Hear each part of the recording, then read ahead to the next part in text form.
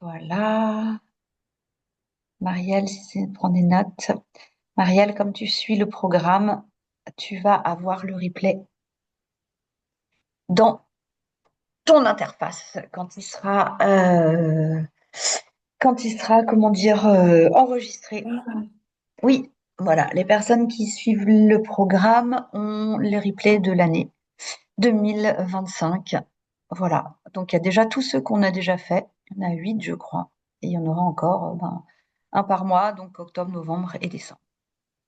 Sauf si des fois je vois qu'il y a des moments de panique et là, hop, je rajoute euh, comment dire, je rajoute quelque chose à mon programme pour vous aider toujours à avancer, à vous poser des nouvelles questions. Donc les unes les autres, j'espère que la rentrée s'est bien passée. Dans les grandes lignes, pourquoi j'ai choisi ce thème aujourd'hui de parents versus école, pourquoi c'est si dur? Parce que ça fait plusieurs semaines que je lis, donc déjà avant ou après, des choses comme oui, ça va être la guerre, il va falloir que je réexplique tout. Donc que ce soit la guerre avec les profs, que ce soit la guerre avec nos enfants pour les devoirs. Donc c'est des termes qui sont toujours assez forts et qui sont souvent liés, pour la plupart, à l'école. Moi, j'emploie pas ce mot combat, guerre. Alors on combat parce qu'on est des mamans guerrières, parce qu'on doit oui, on fait tout un tas de choses assez euh, en force, on va dire, et on a beaucoup de choses à vivre. Mais je trouvais intéressant d'essayer de trouver des nouveaux questionnements. Moi, ce que j'aime bien dans ce que je vous propose, c'est, bonsoir Fanny, c'est que vous puissiez en fait avoir une nouvelle ouverture sur ce que vous vivez. Parce que on a tout le temps les mêmes schémas qui se reproduisent et donc même si on a de bonnes résolutions avant le début de l'année, on a quand même cette tendance à souvent, comment dirais-je, à souvent revenir sans s'en rendre compte à nos mécanismes automatiques. Je ne sais pas si vous êtes d'accord avec ce que je dis, si vous voyez de quoi je veux parler, mais en tout cas, voilà, on va aborder trois points différents. En fait, c'est sur, donc on va se poser la question sur pourquoi on a autant de pression vis-à-vis de l'école. Qu'est-ce que ça nous crée? Pourquoi ça nous chamboule? La communication vis-à-vis de l'école avec nos enfants, la communication avec l'institution, et puis comment on peut avoir un peu plus de détachement par rapport à ça. Parce que souvent, on a du mal à se détacher de ça. Et notamment, il y a toujours des périodes. Alors, les périodes peuvent être difficiles en fonction de différentes choses. Il y a toujours des périodes toujours un peu critiques. C'est dès la rentrée au CP, la rentrée au sixième. Enfin, ou les années qui précèdent, donc le CM2, comment ça va se passer en sixième. On commence à être dans nos pensées d'anticipation. Et moi, je raconte toujours la même histoire, hein. Pour mon grand, j'ai fait la sixième, cinquième quasiment intégralement, quoi. Bon, à un moment donné, je me suis dit, non, j'en ai marre, c'est bon, j'ai déjà fait le collège une fois dans ma vie. Pourquoi je suis obligée de me le retaper une deuxième fois? Donc, quand il y avait les notes qui sortaient, j'étais là, les évaluations, c'était moi qui les avais faites, hein, aussi. Donc, tout ça était too much. À un moment donné, je me suis dit, il faut que ça cesse. Il faut que ça cesse. Je ne peux pas continuer comme ça. Donc voilà, je mets un peu d'humour, mais je pense que voilà, vous vous retrouvez dans ça en fonction de voilà, chacune de vos caractères, chacune de vos envies. Il y a des mamans qui adorent accompagner les enfants dans les devoirs et qui font ça hyper bien, qui ont des méthodos et tout et tout. Moi, je trouve ça cool. Mais par contre, il faut garder un peu de détachement. Donc, on va en parler en dernière partie de cette conférence. Donc, est-ce que voilà, ça vous parle quand je vous dis que on se sent en guerre en fait contre l'école? Est-ce que ça vous parle? Est-ce que vous vous sentez en guerre contre l'école? Est-ce que vous avez ce sentiment-là? Bien sûr, on n'est pas dans les tranchées, hein. Des fois, ça arrive. Il y a des années de tranchées. Ça aussi, il faut le savoir. Il y a des années où ça se passe super bien, puis il y a des années de tranchées. Enfin, des années de tranchées qui se cumulent. Puis après, enfin, ouf, on a de nouveau un petit moment où ça va fonctionner plutôt bien. Mais voilà, il faut vraiment se rendre compte que on a ce sentiment qui nous pèse, on est en guerre. Et en fait, on va explorer ensemble pourquoi cette tension, elle existe, et puis comment on va se recentrer sur l'essentiel. Parce qu'au final, l'essentiel, et ça j'insiste vraiment là-dessus, l'essentiel c'est nos enfants. Je finis par créer un fossé avec l'école. Et oui, en fait, l'école, d'un coup, bah, alors le fossé, il se fait ou avec l'école, ou avec nos enfants. Donc tout dépend de, parce que il y a des personnalités, on va en parler juste après, des personnalités qui ont été élevées dans la réussite scolaire. Donc pour eux, c'est hyper important que leur enfant réussisse, donc ils se mettent une pression par rapport à ça. Et puis, il y en a d'autres qui ont envie ou qui ont des blessures du passé, de l'école, et donc qui veulent absolument que leurs enfants ne revivent pas ça. Et au lieu d'être donc, pour moi, l'essentiel, c'est l'enfant. On est toutes d'accord pour dire ça, hein. On est toutes des mamans. Pour nous, l'essentiel, c'est l'enfant. Mais en fait, souvent, dans nos comportements, on n'est pas dans cet essentiel. On croit qu'on y est parce qu'on veut aider notre enfant, on veut avancer, c'est notre leitmotiv. Mais en fait, on ne construit pas la relation réelle avec l'enfant.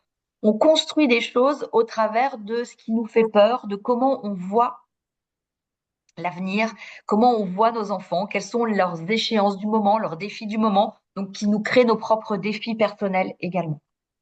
Donc il faut bien distinguer tout ça et souvent on n'a pas de recul, on n'a pas de hauteur par rapport à ça. Donc en fait, la pression de l'école, c'est souvent des filtres parentaux, des filtres qu'on a nous-mêmes en fait, des blessures d'époque scolaire, euh, voilà, j'ai des mamans qui me disent, moi, j'arrive pas à me détacher parce que pour moi, la réussite, j'ai été élevée comme ça, puis moi, j'étais une petite fille qui était hyper bonne à l'école, je faisais pas de vagues et donc tout allait bien et donc pour moi, l'école, c'est comme ça, on rentre, on fait ses devoirs, vous voyez, et donc c'est vrai que enfin, je sais pas pour vous, mais alors moi, ça a été un challenge très longtemps, quoi. Encore aujourd'hui, ils font des choses, mais largement pas à la hauteur de ce que de ce que je penserais être bon pour eux, de ce qui me ferait du bien à moi, et aussi de ce que j'ai fait moi, parce que moi, même si j'étais pas très bonne à l'école, je mets des guillemets, hein, je rentrais pas dans les cases scolaires. Euh, le Becherel, j'en ai un là, l'autre jour j'ai ouvert le tirage, ah le Becherel, j'ai fermé. Pour une dyslexique, un Becherel, mon Dieu. Là, il y avait la réunion pour vous dire, pour vous expliquer un peu, voilà. Donc du coup, je suis à la réunion parents-prof. Il y a les profs de français. Là, le nez, il passe le bac de français. Donc elle explique, oui, il faut apprendre le passé, le présent, le futur, etc. Puis alors, les temps simples, hein, le futur antérieur et tout. Et moi, je rigole. Futur antérieur, je sais plus ou moins, mais ça me parle pas en fait. Mais parce que, en tant que dyslexique, je n'arrivais pas à retenir ça.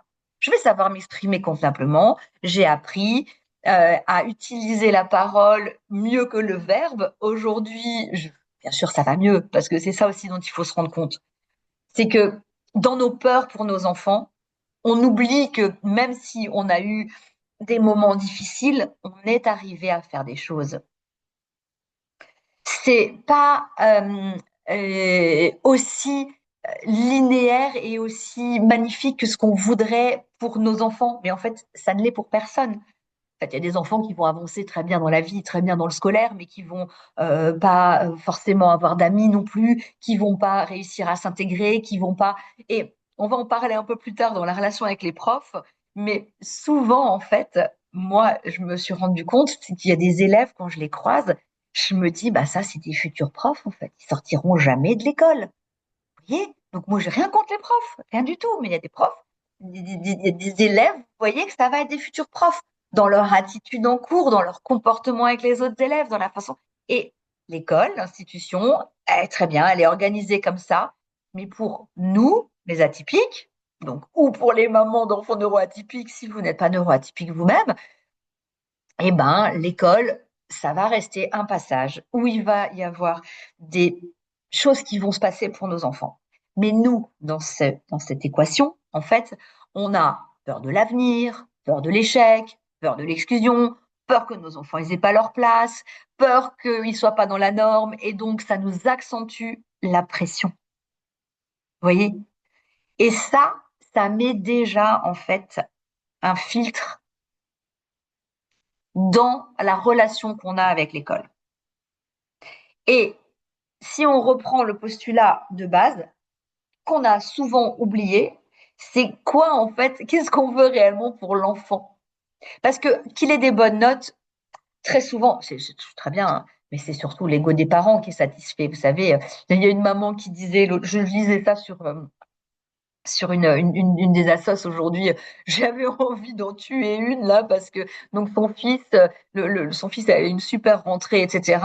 Et franchement, devant la classe, devant la grille, il y a une maman qui parle à notre maman et qui dit: ah, mais je suis contente que mon fils ne soit pas avec, donc le fils de cette dame, et parce que il est insupportable, parce que si, parce que ça, et ça, c'est tellement douloureux pour nous que en fait, on voudrait euh, euh, faire en sorte que ça n'existe pas.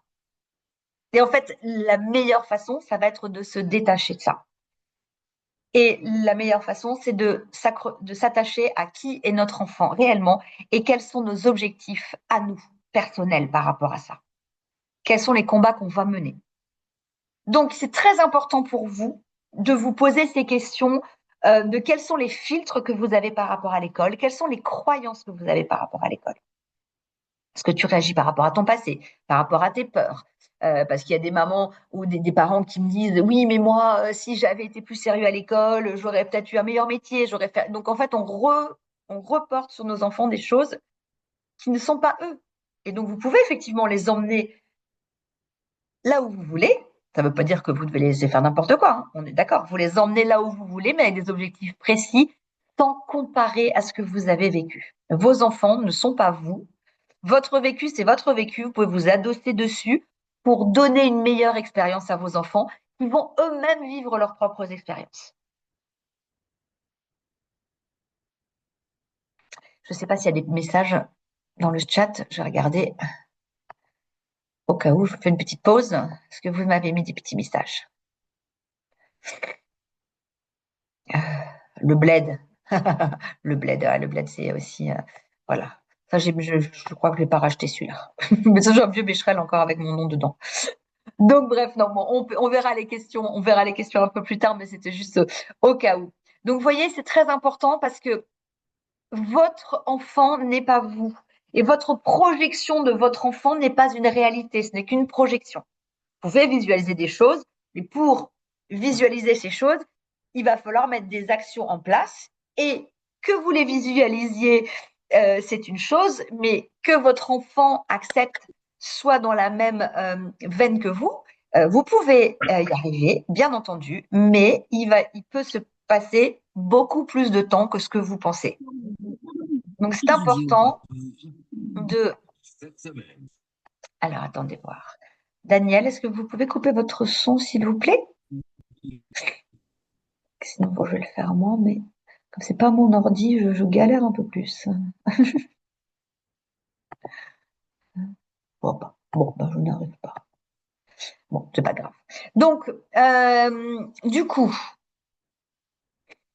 on en était où? J'en étais où? Oui, donc, notre enfant n'est pas nous et nos projections, on peut les avoir. Il faut en avoir, il faut avoir des chouettes projections, mais il faut savoir que c'est pas parce qu'on projette quelque chose que notre enfant va se mettre au même niveau au moment où on le veut, et que si vraiment c'est la projection que vous voulez, pour amener votre enfant là où vous voulez, il va falloir que vous gravissiez un échelon après l'autre, euh, pas à pas, et de mener les combats ou les différentes choses que vous allez avoir à mener pour pouvoir arriver à votre objectif.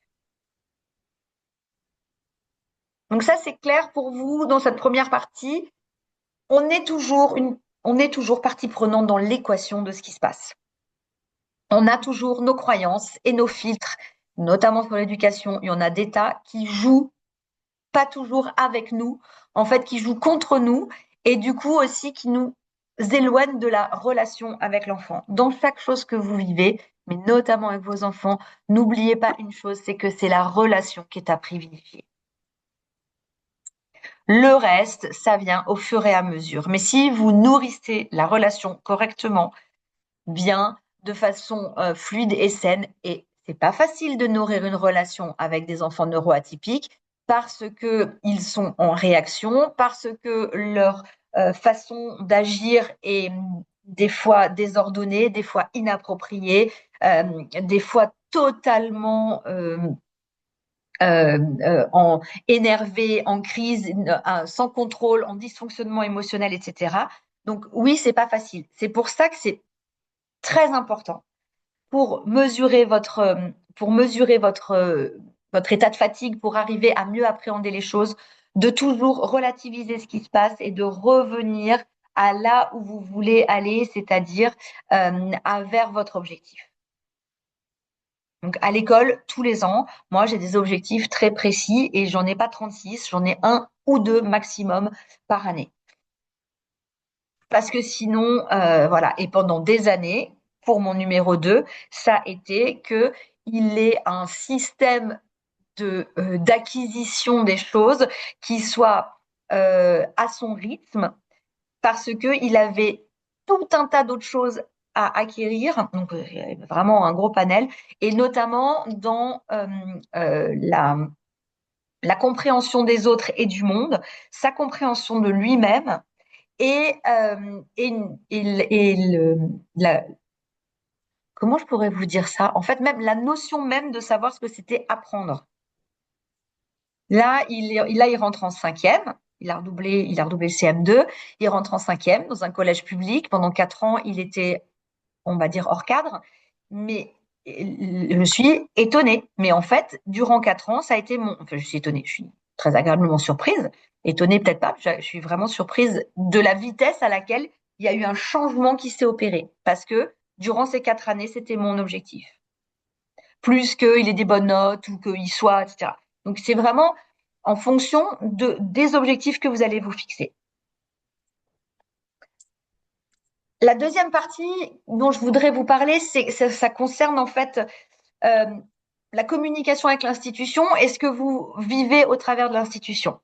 Donc, on est bien d'accord que l'école, c'est un système ancien qui n'est pas adapté. Je ne vais pas vous faire le topo sur l'école.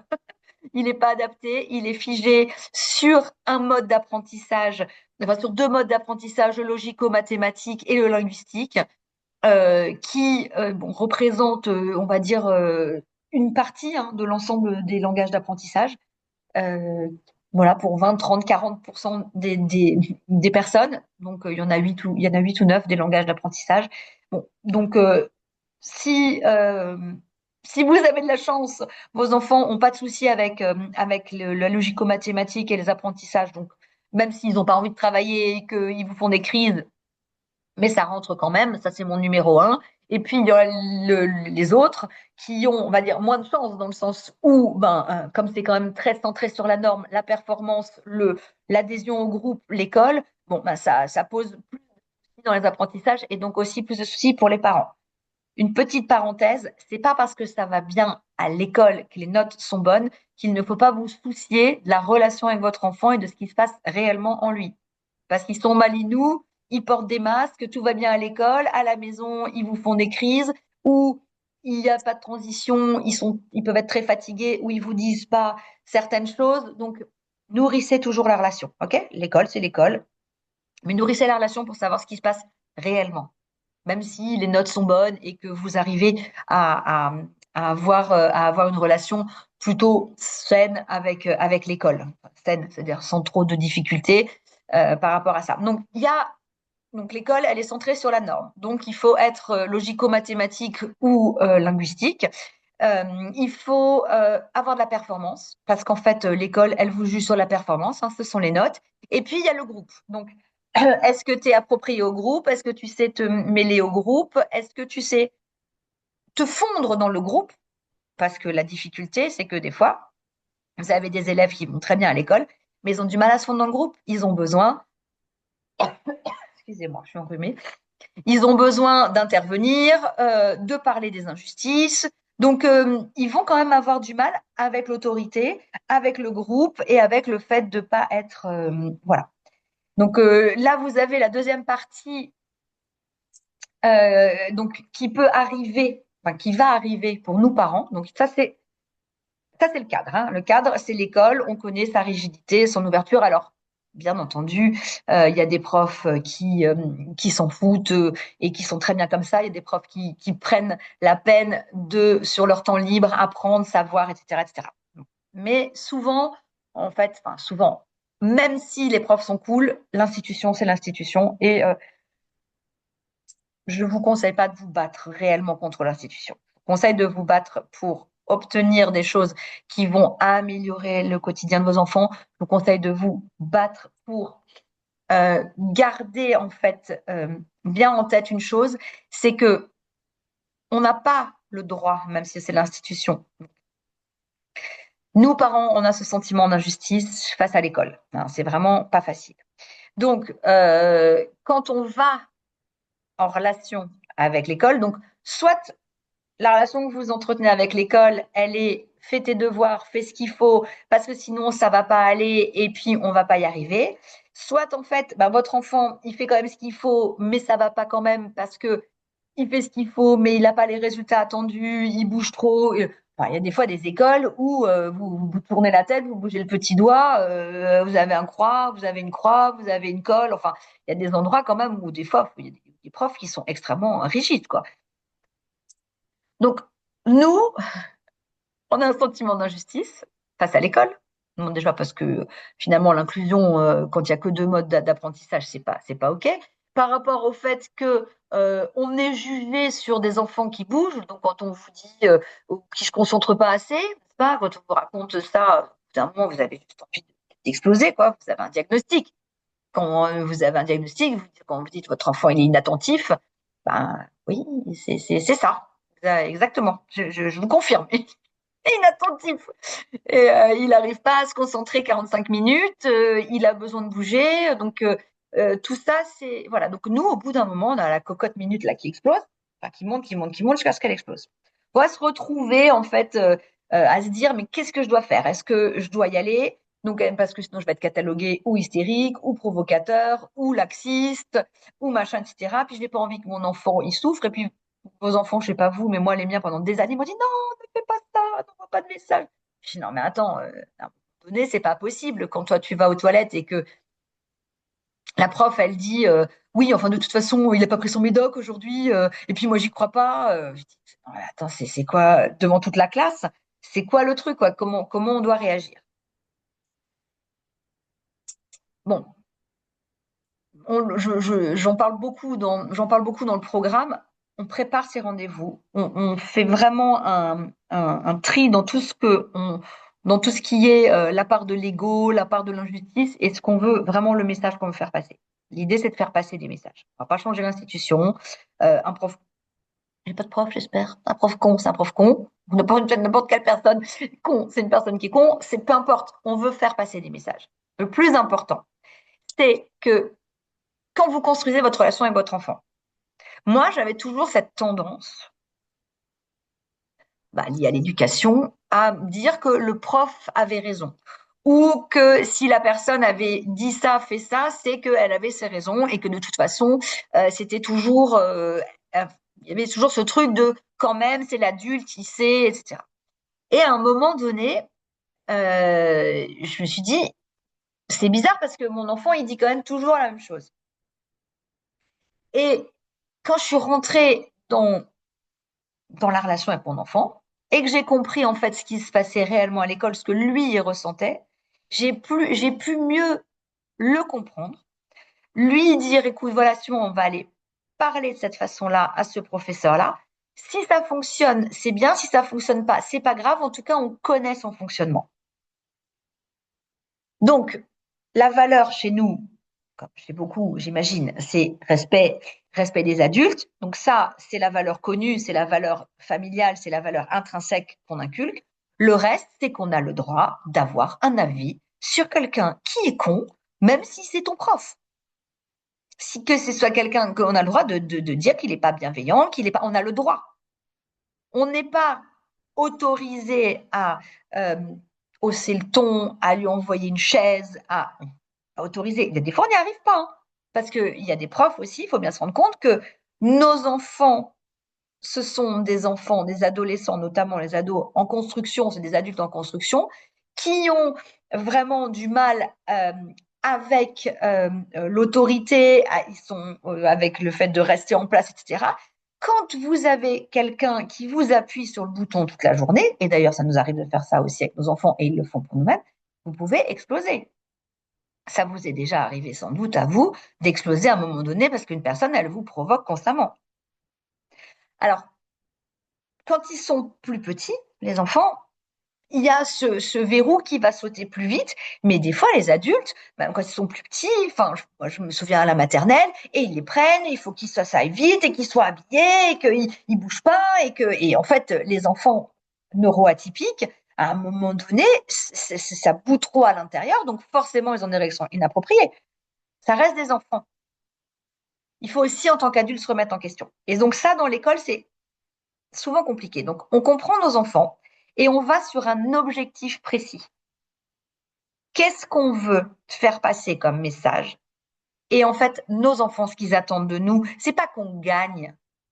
On s'en fout de gagner ou de perdre, en vrai. C'est bien si on gagne, mais on s'en fout. C'est qu'on ait pris conscience de ce que eux, ils ressentaient, leurs émotions, leur vécu. Qu'on aille au travers de ça et qu'on dise, écoute, si ça marche pas, c'est pas grave, parce que moi, je suis de ton côté. En revanche, quand tu es à l'école, tu peux pas taper, mordre, insulter, ça ne fonctionne pas comme ça. On peut se défouler. Nous, on avait le punching ball, il est toujours là. On avait le punching ball du prof chiant, le punching ball de. Voilà, on trouve des moyens pour décompenser autrement. Et on en parle aux enfants. Parler de ce qu'ils vivent, de ce qu'ils ressentent, de ce qu'est leur TDAH, c'est vraiment important. On ne peut pas se dire c'est la part des choses. On me demande souvent ça, mais comment je fais le faux du vrai, le vrai du faux, la part des choses? On la fera plus tard. Quand vous élevez l'enfant, quand vous êtes dans le tunnel du truc, tout est sujet au TDAH ou au TOP ou à la 10 quelque chose ou au TSA. C'est toujours le thème, il est là en fait. On ne peut pas nier le thème, il faut accepter la globalité de la situation. Donc, c'est très important quand vous vivez quelque chose, quand vous ressentez quelque chose par rapport à vos enfants, quand vous allez voir les profs, exprimez-vous avec le jeu. Parlez de vos ressentis, pas de ce que la personne a fait. En communication non violente, on dit le tu qui tue. Oui, tu ou vous, hein, on tutoie pas forcément les profs, mais tu fais ci, tu fais ça, et on le fait aussi beaucoup avec nos enfants. Tu n'es pas comme ci, tu n'es pas comme ça. Parlez de je ressens. Ça me fait ça quand il se passe ça. Comment est-ce qu'on peut changer la donne? Oui, alors votre enfant, il fait plein de choses et tout. Qu'est-ce que vous avez à proposer? Je comprends bien que, donc, on observe, on bilante, on demande et je comprends. Est-ce que vous avez quelque chose de concret à me proposer? Parce que je comprends, oui, c'est pas facile d'avoir des enfants TDAH. Là, je lisais un truc qui m'a fait rire aujourd'hui, c'est le prof m'a appelé, euh, bah, votre enfant ne tient pas en place, je ne sais pas quoi faire. Elle dit, bah oui, c'est ce qui m'arrive la même chose toute la journée à la maison. Est-ce que je vous appelle moi pour vous dire? Je trouvais ça drôle. Voilà. Donc, valorisez aussi toujours ce qui est fait, que ce soit pour vos enfants ou par l'école, avant de revendiquer quelque chose. Venez avec un- une, une envie de passer votre message et pas de gagner à tout prix. Parce que quand on mène une guerre, puisque c'est souvent le vocabulaire qui est employé, je pense qu'on peut trouver un autre mot que celui-là, mais il n'est pas faux en soi. On a envie de la victoire. Gagner des batailles, c'est bien aussi, et faire entendre sa voix, c'est une bonne chose. Euh,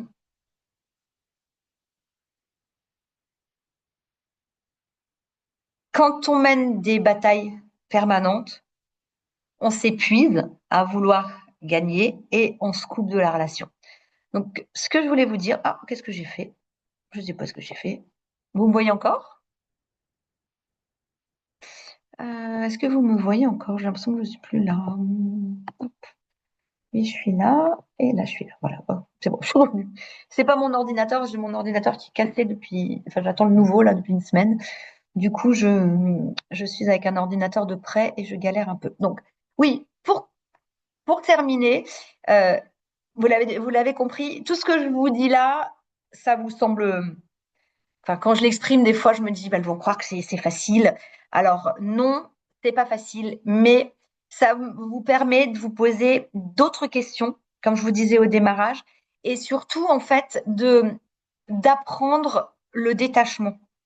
Parce que, ou ce qu'on appelle le lâcher prise. Alors, moi, ça me fait toujours rire, hein, on ne peut pas lâcher prise sur tout, et lâcher prise, c'est pas facile. Mais c'est éviter de trop contrôler les situations, de trop vous sentir paralysé par les enjeux, et donc prendre du recul par rapport à ce qui se passe. S'il loupe une année, 2 années, très sincèrement, enfin, attention, je vais le dire, je ne l'ai pas encore dit aujourd'hui, tout ce que je raconte n'engage que moi, hein. Mais s'il perd une année, 2 années, si ça marche pas, s'il est perdu ou elle, euh, franchement, une vie, c'est très long, quoi. L'école, c'est une anecdote. Et aujourd'hui, enfin, je trouve qu'il y a un truc magique, c'est qu'on peut apprendre partout, vite, bien, avec des personnes qui vont vraiment vous intéresser. Moi, des fois, je vois mes enfants, ils suivent des gens que je connais pas, ils apprennent un tas de choses hyper intéressantes, ils ont du vocabulaire. Moi, des fois, alors, ils ont TikTok, hein, honte à moi, shame on me, je l'avoue, mais je sais qu'ils regardent des choses et ben, ils viennent avec du vocabulaire, avec des extraits de trucs classiques, parce qu'en fait, il y a plein de gens qui disent des choses bien. On peut, on peut mener des batailles tout le temps, pas d'écran, pas de ci, pas de da, gna, gna, gna, gna, mais ça, c'est épuisant en fait. On peut aussi se dire, OK, comment j'avance avec ça, puisque moi, quand je me battais, j'étais fatiguée, j'obtenais rien, et ils se barraient en douce pour chercher la télécommande ou la tablette ou l'iPad ou que sais-je d'autre, leur téléphone, nanana. Et en fait, j'étais dans un combat permanent, alors qui me fatiguait. Donc, au bout d'un moment, j'étais épuisée, donc ça volait en éclats, etc., etc. Aujourd'hui, on compose avec l'histoire. Je ne m'empêche pas de leur dire ce que je pense, mais pas de leur dire vous faites pas bien. Je leur dis ok, n'oubliez pas, vous êtes en capacité de choisir ce que vous faites, comment vous le faites. L'année dernière, numéro 2, il a arrêté sport et il faisait de l'impro. Tout, il voulait plus rien faire. Il a passé 4 mois, 5 mois d'hiver dans sa chambre. Je lui dis, quand il est ressorti de l'hiver, je vous caricature, mais c'était à peu près ça, il avait pris 25 centimètres. D'un coup, mon fils, il était quasiment aussi grand que moi. Et en fait, pendant cette année scolaire, il a grandi, en fait. Son corps, il n'arrivait plus à rien faire d'autre. Il a grandi. Alors oui, il était assis sur un peu trop, à mon goût, sur un canapé en train de jouer, mais il a grandi. Il a grandi dans ses relations aux autres, il a grandi en taille, il avait mal partout tout le temps, il était mou, il arrivait pas à grand-chose. Et au début, j'ai bataillé, et puis à un moment donné, je me suis dit, bon, maintenant, arrête ça, de toute façon, ça ne fonctionne pas. Donc, qu'est-ce que j'ai fait? Je me suis dit, rien n'est permanent, en fait. On a toujours tendance à croire, surtout quand on est mère, que ça va être toujours comme ça. Bon, les mamans me disent, oui, mais ça va toujours être comme ça, elle va faire ci, elle va faire ça. Rien n'est permanent, en fait. Et bah, aujourd'hui, il a repris le sport, il a repris l'impro. Même, enfin, voilà, je lui ai dit, j'ai réinsisté, évidemment, je suis une maman, je ne vais pas le laisser devant des écrans constamment. Mais l'hiver dernier, j'en aurais rien tiré. Je me serais engueulée avec lui tout le temps, à me dire qu'il voulait pas y aller, que ça n'allait pas, etc., etc., etc. J'ai laissé couler quelques mois. Aujourd'hui, je retire les bénéfices d'avoir laissé couler. Évidemment, on est bien d'accord que c'est cadré, il se couche pas à 5 heures du mat, il dort pas avec ses écrans. Enfin, c'est mon point de vue. Mais il était dans le haut du pavé enfin, voilà, le nombre d'heures d'écran n'était pas toléré par je ne sais pas quelle règle dont, voilà, dont je vais faire attention. Mais quand ça fonctionne pas, je vais pas vouloir. Vous savez, c'est un peu, on parle de ça, mais quand ça fonctionne pas, je vais pas vouloir le faire rentrer ou les faire rentrer dans une case dans laquelle ils vont pas rentrer. On peut pas demander aux institutions en leur disant, mais on veut pas des cases, on veut pas les étiquettes, et nous le faire quand même. Chacun a sa sauce, hein. Évidemment. Moi, je vous parle de mon histoire, c'est pas l'histoire des autres, et l'histoire de chacun fait. Je veux dire, il y a des mamans. Moi, j'aurais adoré, j'ai pas réussi de faire arrêter les écrans à telle heure, enfin, vraiment, moi, des fois, des tas de choses bien, mais des tas de choses que j'admire chez d'autres mamans, d'autres forces que moi je n'ai pas. Mais je me compare pas. Je me dis, OK, c'est mon histoire, j'avance comme ça. Parce que j'ai aussi ma propre façon d'être, mes envies des fois d'être tranquille. Je m'assume et je m'avoue aussi ce que je veux. Donc c'est important. Choisissez vos combats et arrêtez de batailler pour des choses. Les batailles, elles peuvent être menées, mais il ne faut pas qu'elles soient futiles ou parce que c'est comme ça qu'on doit être ou parce que c'est comme ça qu'on doit faire, parce que j'ai décidé que vous êtes en relation avec votre enfant. Ne vous coupez pas d'eux, parce que c'est souvent ça. Moi, on me dit oui, mais il me parle plus, il veut plus, il veut rien faire, il veut pas. Là, 2 jours qu'il s'est pas brossé les dents, ça me rend dingue. Il s'est pas brossé les dents. Pas tant, attends, c'est bon, là, j'en peux plus. On va pas, voilà, il m'a parlé pendant une demi-heure. Moi, je me brosse les dents, je fais tout le ci, le ça. Il m'a parlé, parce que d'un coup, il a envie de me parler. Donc, se brosser les dents, c'est une catastrophe. Ça va l'empêcher de me parler ou se laver ou peu importe. Donc, voilà, allez, on verra ça demain soir. Donc, à un moment donné, il se lave les dents quand même. Mais voilà, vous voyez, on vit tous ce genre de bataille. Mais des fois d'en faire une montagne, ça nous épuise alors qu'on a déjà assez de choses à mener et allons à l'essentiel de ce qu'on veut mener. Gardez en tête que la connexion avec votre enfant, c'est ce qui est le plus important. Que quand c'est pas en conformité scolaire, c'est pas toujours facile, mais c'est pas non plus si grave que ça. Bien entendu, les mamans qui ont des enfants top, que ça, je l'ai vécu aussi, quand vous êtes appelé tout le temps, quand c'est extrêmement compliqué parce qu'il y a beaucoup de provocation de l'enfant parce il ne supporte pas en fait l'autorité mal placée, ça va être compliqué. Mais vous pouvez petit à petit retrouver du dialogue, retrouver de la confiance et, et reprendre la main sur ce qui se passe. Ça, c'est sûr. Il faut juste prendre le bon pas de recul et éviter les schémas répétitifs. Moi, je me dis toujours que bah, l'école, c'est qu'un morceau de leur vie. Et puis, c'est pas leur valeur. C'est pas parce qu'ils ont des notes. Moi, on m'a dit oui, mais alors, ils ont des notes comme ça, donc ils sont nuls. Non, les notes ne reflètent en rien la valeur. Les notes reflètent ce qu'ils ont compris ou ce qu'ils ont pu assimiler ou comment ils ont pu le rétribuer. Des fois, vous avez des enfants qui bossent énormément. Enfin, c'était mon cas et qui avaient toujours des notes 11, 12, 10. Voilà, alors que d'autres fichaient rien et avaient 18. C'est comme ça. Mais c'est pas ma valeur, quoi. C'est pas la valeur de vos enfants. Donc, le vrai terrain de victoire, si on veut vraiment gagner quelque chose, c'est la relation parent-enfant et pas l'arène parent-enfant-école.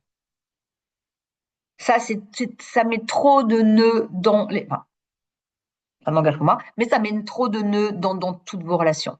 Moi, le jour où j'ai lâché mon ma difficulté à admettre que en fait mes enfants ne feraient pas l'école comme je l'avais imaginé parce qu'en fait c'était ma projection parce que moi ni mon mari on était dans les cases de l'école donc en même temps du coup je projetais de me dire ah ben moi mes enfants sont dans les cases où je me laisserai pas faire alors ça j'ai gardé comme j'ai gardé ça comme option je ne me laisse pas faire mais je ne me laisse pas faire en douceur, quoi, souple. Parce que quand je me laissais pas faire de façon énervée pour tout, en fait, j'obtenais rien et j'étais toujours à la ramasse et j'étais down et enfin, j'étais tout le temps au bord du burn-out et voilà, je détestais l'école. Mon mari, lui, il peut même pas rentrer dans une école. Donc, pour vous dire à quel point ça peut marquer les esprits. Donc, il faut vraiment faire attention à ce qu'on perçoit de l'école. Donc, si je dois résumer ces quelques minutes qu'on a passées ensemble, la pression qu'on a vis-à-vis de l'école, c'est pas forcément, alors on a envie de voir nos enfants réussir, mais c'est pas forcément toujours lié à nos enfants. C'est souvent lié à nous, à nos filtres, à nos peurs, à nos angoisses, à nos anticipations, etc. Donc ça, c'est vraiment la première chose. La seconde chose, c'est que le dialogue avec l'école va être difficile, il est souvent figé. Je pense que sortir de l'ego, donc de gagner, de vouloir leur montrer qu'ils ont tort, etc., c'est une grosse libération. En fait, on n'en a rien à cirer. Moi, je m'en fous, en fait. Aujourd'hui, c'est peut-être un peu exagéré ce que je vous dis, mais j'ai atteint ce niveau où je m'en fous. Je m'en fous complètement. Après, ma relation avec mes enfants fait que je vais tisser le bon lien avec la bonne personne. Donc, pour moi, tisser le bon lien avec la bonne personne, c'est avec mon enfant. Dans, on va faire on va se créer euh, notre propre façon de vivre l'année scolaire avec tel ou tel prof ou telle maîtresse. Et puis, donc, tout ça, en fait, ça vous donne un niveau de détachement qui est plus important. Alors, des fois, évidemment, des fois, ça me heurte, des fois, ça va encore me briser le cœur. Je vais encore avoir les larmes aux yeux. Ça m'arrive encore de pleurer, hein. Je suis pas un robot du tout, mais c'est juste que j'ai un niveau de détachement et c'est ça que moi, je vous encourage à voir. C'est ce que vraiment je travaille avec vous dans les programmes, dans tout ça. C'est que vous ayez un niveau de détachement de connexion avec vos enfants et d'acceptation de la situation exactement telle qu'elle est. Qui est votre enfant?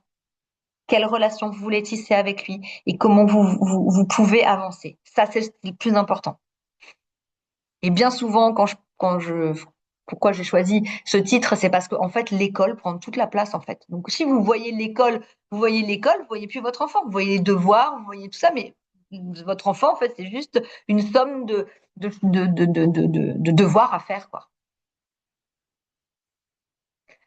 Et bon, pour conclure pour aujourd'hui, parce que aujourd'hui j'étais pas mal sur les réseaux, j'étais dans des discussions avec des mamans, et il y a une maman voilà, parce que c'est la rentrée des classes, donc on parle beaucoup, qui a parlé de la relation avec un prof, une prof, et il y a une enseignante, ah non, non, la relation au devoir avec l'enfant. Et l'enseignante, elle a dit, parce que j'étais en train de lui répondre à peu près la même chose, que si ça fonctionne pas, ben, parce que moi, je me suis dit ça, hein. Est-ce que j'ai vraiment envie que mon enfant, il se souvienne de moi? Comme Marielle l'a dit avant, le Becherel, voilà, elle voit ses parents, Becherel, école Becherel. Est-ce que j'ai envie qu'ils se souviennent de moi dans cette relation-là? Ça passe vite, hein, le temps avec vos enfants. Moi, j'en reviens pas que mes enfants ils aient 16 et 13 ans. Ça passe très vite. Mon fils, là, aîné, il me dit, maman, en février, je ne pars pas en vacances avec vous. Et cet été, j'ai déjà prévu mon programme. Il a 16 ans. Enfin, il en aura 17, mais donc ça passe vite le temps. Donc, mettez votre ego de côté par rapport à l'école, par rapport à tout ça, et replacez-vous avec votre enfant au cœur de votre relation. Et en fait, du coup, la relation avec l'école, ça devient plutôt un outil plutôt qu'un champ de bataille. Mais un outil que vous allez mettre en place avec votre enfant. Et si vous arrivez à co-créer avec l'école, magnifique, parce que vous allez peut-être avoir plus de possibilités de co-créer avec l'école en n'étant plus détaché. Moi, tant que j'étais pas détachée, je ne pouvais rien créer avec l'école parce que l'école ne me comprenait pas et mon seul objectif, c'était de me faire comprendre.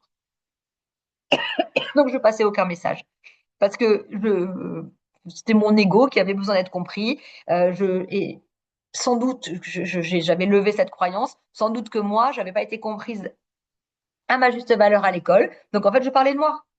On s'en fout de moi, en fait, maintenant. Je dois régler mes histoires de grandes personnes. On parle de nos enfants, vraiment.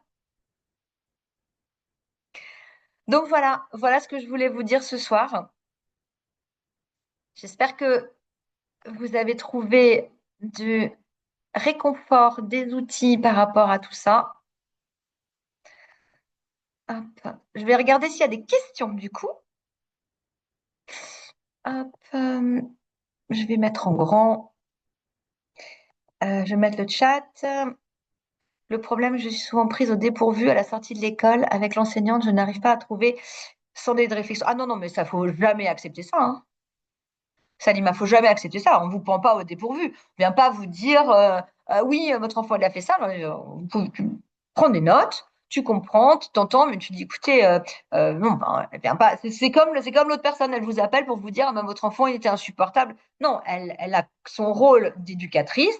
Quand ton enfant, je sais pas si tu es un garçon ou une fille, j'ai un garçon, je crois, hein, un garçon, voilà. Donc quand ton garçon il est là-bas, il est sous leur responsabilité. Donc, elle, il faut lui dire, écoutez, moi, je veux bien qu'on en parle à un moment ou un autre, mais je ne peux pas vous répondre là, je ne sais pas ce qui se passe. De toute façon, tu vas devoir aussi demander à ton enfant, il va aussi avoir une réponse à donner. Et en fait, faire la part des choses et te poser la question de savoir qu'est-ce qu'il va falloir. Parce que souvent, alors, les enseignants de primaire, ils sont démunis parce qu'un enfant bouge. Alors peut-être que ton enfant, c'est avec toi que je parlais tout à l'heure, que il a sans doute enfin, il a un peu de tolérance à la frustration. Tu peux ouvrir ton micro, Salima, si tu veux. Il a peu de tolérance à la frustration Mhm. et à ce moment-là, euh, il a des réactions inappropriées. Ça, c'est vrai. Mais dans ce cas-là, ce qu'il faut que tu lui dises, c'est que effectivement, il a déjà été diagnostiqué ou c'est en cours? Non, non, non, ça fait 2 ans déjà qu'il est suivi par la pédopsie du CMPP. D'accord. Mais il n'a pas encore de diagnostic. Non. Donc là, ce qu'il faudrait faire, c'est demander une activation du diagnostic pour que, voilà, pour qu'il puisse y avoir quelque chose de mis en place pour comprendre si c'est de la provocation. Donc, est-ce que c'est un top? Est-ce que c'est, voilà. Mais Mm, en l'occurrence, on peut pas venir, ça c'est quelque chose qui me rend dingue, pas venir tous les soirs à la sortie de l'école mm, devant les autres parents d'élèves. mm. Donc, il faudra lui mettre un petit mot en lui disant, écoutez, moi, je suis tout à fait prête à parler. Je comprends complètement enfin, je sais qu'il y a une difficulté avec mon fils parce que, a priori, il a un trouble du neurodéveloppement, mais qui n'est pas encore diagnostiqué. Donc, Mm. je vous remercierai de ne pas en parler devant les autres parents. Enfin, il y a un devoir de discrétion, quoi. Tu veux dire, ah, votre enfant, Mm. etc. Ça, c'est donc tout ça calmement et tout. Mais moi, Mm. par contre, je suis tout à fait encline à discuter avec vous, à trouver comment on peut avancer dans la pour l'ensemble des protagonistes dans les meilleures des conditions. Point barre. Et prendre Voilà. un rendez-vous, en fait. Elle prend un rendez-vous et surtout, enfin, vraiment, tu mets bien le veto en disant je suis désolée, je viens chercher mon enfant à sortie d'école. Si vous avez quelque chose à me dire, j'apprécierais que vous le fassiez dans un autre cadre que celui de la sortie, quoi. Mm. Voilà. Parce que du coup, moi, la pédopsie, elle m'a dit qu'il fallait attendre qu'il soit capable de lire. Donc, ça va être bientôt. Mais Ah, il a 6 ans, là, c'est l'âge, il va avoir 6 ans, la mm, capacité de lire. La capacité à lire, il va peut-être avoir un retard de lecture s'il a un TDAH avec une grosse attentionnelle. Après, la capacité à lire, mon deuxième, c'était très difficile la lecture parce qu'il a un TDAH sévère en inattention et un dyslexie sévère. mm. Mais le TDAH, il a été déterminé en dehors de la lecture, hein. Si on avait dû attendre Oui, 6 oui, ans, bah, je trouve que c'était long. Moi, ça fait 2 ans qu'on attend le verdict. On attend le ouais, c'est châtiment, trop mais long. Non, mais ça, c'est trop long, on c'est se n'importe fait. quoi. Bah là, on a encore eu, enfin, aujourd'hui, un souci, puisque c'est le papa qui l'a récupéré. Et moi, je suis Covid, donc je serai chez moi. Ah, bah, moi aussi. Oui, c'est ça, je me dis, ça ressemble un petit peu aux mêmes symptômes. Et au centre de loisirs, l'animatrice est venue me voir en disant ils n'ont pas bien géré Camille aujourd'hui, puisque ils tapaient sur les animatrices encore. Enfin, Oui, oui, oui, bien sûr. Là, ça va être. Là, il va y avoir un moment de flottement, mais moi, j'appuierai là vraiment. Alors, par rapport à l'école, j'appuierai vraiment pour avoir le plus rapidement possible le diagnostic, parce que mm, sinon, ça peut s'enflammer et ça peut se retourner contre vous. mm, Et ensuite, voir quelles sont les choses à mettre en place. Est-ce qu'il faudra de la médication voilà. Après, bien sûr, chacun fait ce qu'il veut. Mais oui, en tout cas, quelle béquille utiliser? Parce que quand ils sont très jeunes, c'est toujours plus compliqué. Et puis, il faut vraiment, voilà, faut prendre les choses pas à pas. On beaucoup, beaucoup, beaucoup discuter. mm, Ça, c'est sûr. Voilà. Mais, merci. avec plaisir. Et donc, la maîtresse de mon fils Samuel ne donne pas de devoir. Oh là là, mais quelle chance, Marielle, dis donc. Euh, Elle fait en continu français et maths. Je trouve qu'elle prépare bien la sixième. Ah! Ça, c'est une belle croyance. Oh, Marielle, elle est belle, celle-là. Elle n'est pas bien préparée à la sixième. Alors, tu sais quoi? Moi, je trouve que c'est top. Elle fait son boulot, en fait. Tu n'as pas besoin d'être préparée à la sixième. Je veux dire, c'est pas la sixième, ça va pas changer, révolutionner les choses. Il faut impérativement faire confiance à une maîtresse qui, justement, applique les recommandations, c'est-à-dire pas de devoir, et fait du contrôle continu. Je trouve ça super bien. Parce qu'en fait, en faisant du contrôle continu, c'est là qu'elle peut faire progresser les enfants parce que le contrôle en soi, alors, je donne mes avis, hein. prenez pas. Le contrôle en soi, c'est juste contrôle de connaissance. Ah, tu sais pas. Le contrôle continu, c'est tant que tu sais pas, on va continuer à faire en sorte que tu puisses apprendre. C'est beaucoup plus intéressant, c'est beaucoup plus valorisant. Et ensuite, en sixième, les enfants, ils arrivent très très bien en cours de toute façon. Il va faire d'histoire géo, de l'anglais, du machin, du ci, du ça. Ils reprennent tout un cursus. Donc, moi, je dirais, ben, tu vois, plutôt, c'est plutôt une chance pour Alec, Ah ouais, parce que personnellement. moi, ça me faisait peur en fait. J'entends beaucoup de mes collègues que les enfants qui rentrent en sixième et qu'apparemment il y a vraiment un gros fossé entre le CM2 justement et la sixième où d'un coup ils ont énormément de devoirs, de choses à apprendre Ça, c'est et donc sûr. c'est ça qui me faisait peur en fait de me dire mais il va arriver, il va être largué. Ça, c'est sûr, mais après, il va apprendre. Ça va être une nouvelle méthode. Moi, je trouve que, enfin, franchement, en général, enfin, moi, en CM2, j'ai souffert. Hein. Moi, la prof de CM2, elle était complètement cinglée. Des devoirs, des devoirs. En fait, ça a plus dégoûté, ça a plus dégoûté mon fils qu'autre chose, quoi. Donc, cette fameuse préparation à la sixième. Et en fait, bon, après, moi, je trouve que c'est bien, personnellement. Mais après, c'est toujours pareil. Je pense qu'il y a beaucoup de croyances sur il faut qu'il soit prêt, il faut qu'il sache ci, il faut qu'il sache ça, il faut que, je dois que. Enfin, moi, moi, les il faut, enfin, tout ça, ça me laisse toujours un peu perplexe. En fait, vis l'année comme elle se produit, comme elle est. Si c'est une bonne maîtresse, qu'elle est cool et qu'elle leur donne pas de devoirs parce que elle sait aussi quelle pression ça va être l'année prochaine, ça va pas changer grand-chose. Très sincèrement, ça va pas changer grand-chose pour elle.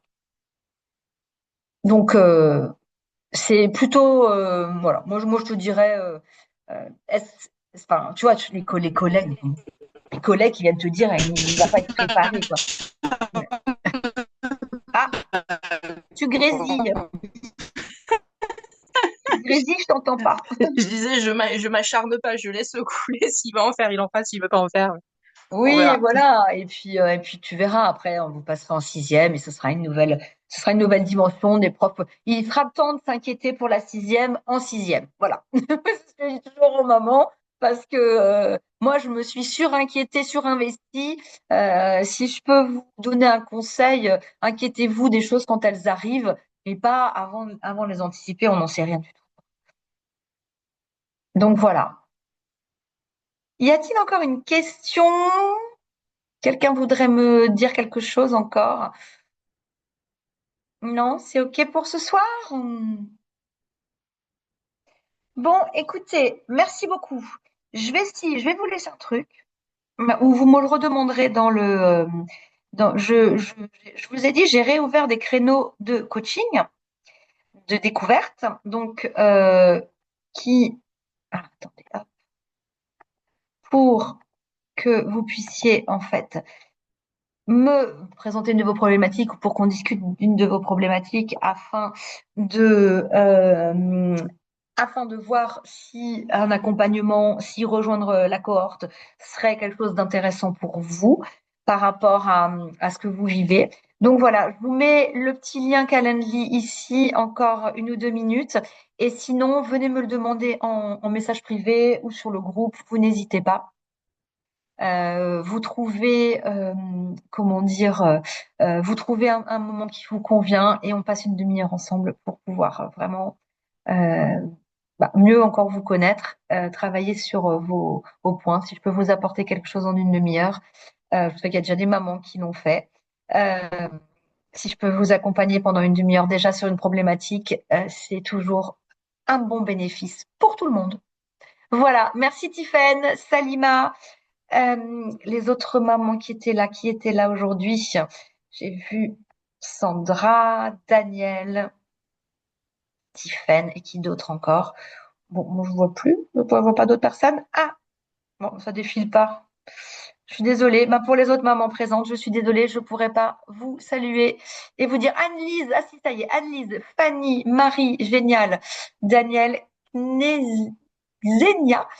Eh bien, passez une excellente soirée et je vous dis à la prochaine conférence ou bien sinon, une petite demi-heure ensemble. Ça sera vraiment avec grand plaisir. Je vous embrasse bien fort et je vous dis à bientôt.